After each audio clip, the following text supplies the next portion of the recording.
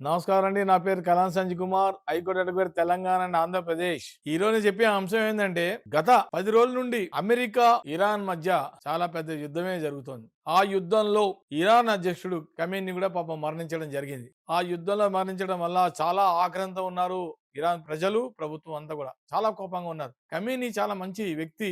ఆయన మత గురువులు, ఇస్లామిక్ మీద పెద్ద లీడరు. ఆయన మంచి పేరున్న వ్యక్తి.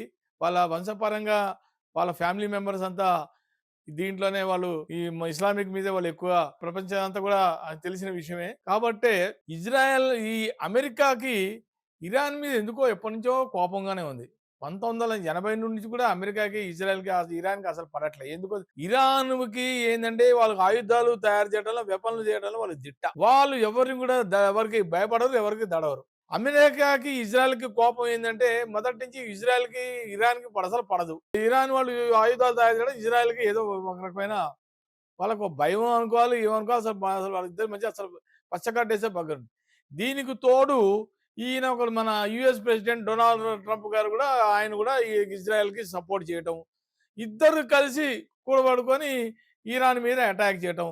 ఇరాన్ మీద అటాక్ చేయడంలో వాళ్ళ మంచి మంచి ప్లేసెస్ అన్ని కూడా డ్యామేజ్ చేయడం, ధ్వంసం చేయడం జరిగింది. వీళ్ళు కూడా తక్కువైన వాళ్ళేం కాదు. ఇరాన్ వాళ్ళు కూడా వాళ్ళ ప్లేస్‌ల మీద దాడి చేయడంలో ఒక స్కూల్ బాంబు పడడం వల్ల 150 సుమారు 200 మంది పిల్లలు కూడా చనిపోవడం జరిగింది.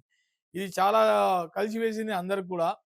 ఇరాన్‌కి అసలు వీళ్ళు మిడిల్ ఈస్ట్‌లో ఈ అమెరికాకి కొన్ని కంట్రీస్ ఉన్నాయి. వాళ్ళ స్నేహపూర్వకంగా కొంతమందితో ఉన్నారు వాళ్ళు. స్నేహంగానే ఉన్నారు ఇప్పటికి కూడా. వాటిల్లో దుబాయ్ ఒకటి, సౌదీ అరేబియా ఒకటి, లెబనాన్, తర్వాత కొన్ని కంట్రీసు, టర్కీ కొన్ని ఏరియాస్ అన్ని కూడా వీళ్ళకి ప్రాంతాలన్నీ కూడా అమెరికాతో కొంచెం సత్సంబంధాలు ఉన్నాయి. రిలేషన్స్ బానే ఉన్నాయి. ఇరాన్ వాళ్ళు ఏం చేశారంటే వాళ్ళు ఒక్కలే పోరాడుతున్నారు. వాళ్ళకి చైనా, రష్యా కొంచెం ఇండైరెక్ట్ గా సపోర్ట్ అయితే ఉంది. ఇండైరెక్ట్ గా, డైరెక్ట్ కాకపోయినా. ఇరాన్ వాళ్ళు చేసిన మన యుద్ధంలో మన దుబాయ్ ఎయిర్‌పోర్ట్ మీద బాంబు పడటంలో అక్కడ సడెన్ గా ఒక్కసారి పేలిపోయింది ఎయిర్‌పోర్ట్ లో బాంబు పడటం వల్ల. మొత్తం ఎయిర్‌పోర్ట్ బ్రహ్మాండమైన ఇంటర్నేషనల్ వరల్డ్ నంబర్ 1 ఎయిర్‌పోర్ట్ అది దుబాయ్. అక్కడ మన ఇండియన్స్ కూడా చాలా మంది ఉన్నారు. వాళ్ళు భయప్రాంతులపై భయపడిపోయారు. అప్పటికప్పుడు వాళ్ళని అర్ధరాత్రి సిటిజన్స్, నెటిజన్స్ అందరూ కూడా ఎయిర్‌పోర్ట్ లో స్తంభిస్తే సరే వాళ్ళకి మొత్తానికి ఏదో ప్రభుత్వమే హోటల్స్ లో వాళ్ళని అరేంజ్ చేయడం అంతా చేసిన తర్వాత మెల్లమెల్లగా వాళ్ళకి ఫ్లైట్స్ ఇచ్చి ఎవరి కంట్రీలో వాళ్ళకి పంపడం జరిగింది.